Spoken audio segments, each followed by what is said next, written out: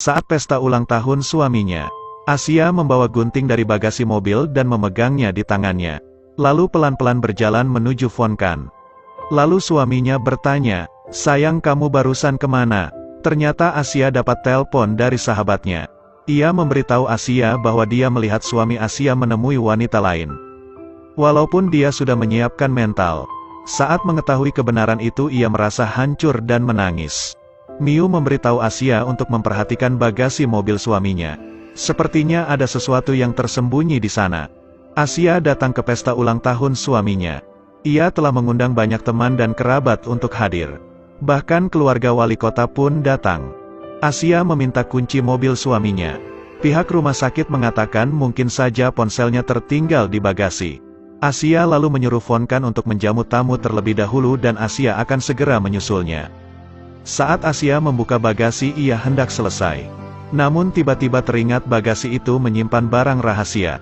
Dia segera menggeledah pakaian suaminya dan menemukan ponsel yang belum pernah dia lihat. Setelah membuka ponsel, Asia syok melihat wallpaper ponsel itu terdapat suaminya dan wanita lain. Ada banyak foto mesra keduanya di dalam ponsel. Dan wanita dalam foto-foto itu adalah putri wali kota. Tetapi yang lebih mengejutkan Asia adalah rekan kerja dan sahabat Asia. Mereka membantu suaminya menyembunyikan perselingkuhannya. Wanita itu juga menggunakan SMS untuk memberitahu Fonkan atas kecurigaan Asia. Pantas saja ketika Asia membuntuti suaminya, Fonkan seolah-olah mengetahuinya. Masalah bertubi-tubi ini membawa keruntuhan bagi Asia. Dia jatuh menangis kesakitan seperti sedang tercekik. Tetapi dengan cepat ia kembali berusaha bersikap tenang. Kemudian dia mengambil gunting bedah dari bagasi. Dan perlahan langkah demi langkah. Muak melihat wajah palsu dari teman-teman koleganya. Asia sangat marah, karena mereka semua mengkhianatinya. Dia merasa bodoh telah ditipu oleh mereka selama ini. Ia mengenang sumpah pernikahan suaminya kala itu. Semua itu hanyalah sampah. Saat Asia menarik gunting dan mencoba untuk menikam suaminya, putranya memanggilnya. Dia ingin mengabadikan momen kasih sayang orang tuanya. Tiba-tiba ia sadar, dan berpikir semua ini akan berdampak juga kepada anaknya. Memikirkan itu, Asia langsung mengurungkan niat membunuh suaminya. Fonkan mengucapkan rasa syukur kepada semua teman dan saudara yang hadir. Pada momen itu Fonkan mengaku ia sangat menyayangi istrinya. Pelakor itu merasa tidak nyaman di sini. Diam-diam Fonkan memberi kode untuk menenangkannya. Dan semua ini terlihat oleh Asia. Untuk menanggapi momen itu Asia melangkah ke depan dan menciumnya. Jika suatu hari nanti kamu mengetahui semua orang di sekitarmu mengkhianatimu, bagaimana kamu menyikapinya? Ia jelas mengetahui suaminya berselingkuh. Namun Asia menahan rasa muaknya dan melangkah untuk menciumnya. Aksinya ini membuat pelakor yang duduk di depannya merasa kesal. Kemudian Fonkan bergegas ke Dayline untuk menenangkannya. Dan hal ini tentu saja mencuri perhatian Asia. Dia kemudian mendekati Dayline dan bertanya, "Anak siapa kamu? Kamu begitu cantik sehingga merebut suami orang." Kemudian Dayline membalas Asia dan menyebutnya sebagai bibi tua yang jelek. Ia mengajak Asia untuk pergi ke gym bersamanya. Melihat dua orang duduk di meja bersama seperti api, Fonkan takut mulut keduanya akan berkata sesuatu. Kemudian Asia pergi. Fonkan meminta Asia untuk melihatnya, tapi Asia sekarang sangat jijik melihatnya. Fonkan menyadari ketidaknormalan sang istri. Kemudian Asia segera memanggil sahabatnya untuk pergi ke rumahnya. Teman palsu itu datang ke rumah Asia. Ia berpura-pura peduli terhadap kesehatannya. Tapi siapa tahu Asia tidak ingin basa-basi kepadanya. Asia langsung menanyakan kepadanya, mengapa dia menyembunyikan perselingkuhan suaminya.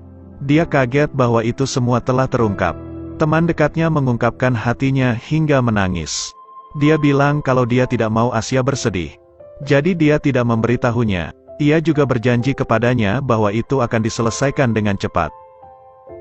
Asia marah tanpa kata. "Untuk apa kau duduk di sini sambil menangis? Siapa teman terbaikku? Teman dekatku yang berjanji akan selalu berada di sampingku pun mengkhianatiku." Ketika Asia sedang bekerja, Asia bertemu pelakor itu di rumah sakit. Asia mengabaikannya, tetapi pelakor itu menghampiri Asia dan memberikan tespek. Asia cukup kaget melihat hasil tespek itu.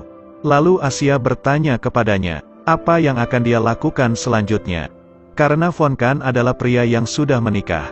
Tapi Von Kan berjanji pada pelakor itu dalam 1 bulan dia akan menentukan semuanya. Ketika pelakor itu pergi, Asia menundukkan kepalanya ke meja dan menangis. Setelah pulang, Asia dengan sedih duduk sendirian di dalam mobil. Dia ingin mencari seseorang untuk mencurahkan hatinya. Karena semua orang di sekitarnya telah mengkhianatinya. Satu-satunya orang yang bisa dipercayai saat ini adalah Miu. Asia segera datang ke kediamannya. Namun Asia melihat Miu dipukuli oleh pacarnya dengan brutal. Asia bergegas menghentikannya. Tetapi pria itu mengatakan kepada Asia untuk tidak ikut campur atau dia akan menghabisinya. Asia saat itu sangat tenang dan berusaha menenangkan pria itu. Lalu Asia mengancam, jika melihat Miu mengalami luka lagi, Asia akan menggunakan segala cara yang dia bisa untuk memasukkannya ke rumah sakit jiwa. Pria yang kejam itu merasa terancam. Kemudian 2 wanita malang itu berusaha kabur. Asia membawanya ke rumah sakit untuk merawat lukanya. Asia bertanya kepada Miu mengapa pacar itu berlaku kasar, memukulmu sampai sejauh ini.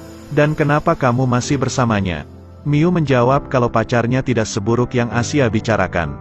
Dia pasti akan berubah. Asia terdiam dan kembali mengobati luka Miu. Episode 2 pun berakhir. Terus ikuti Theo Review untuk mendapatkan update cuplikan film terbaru. Saat pesta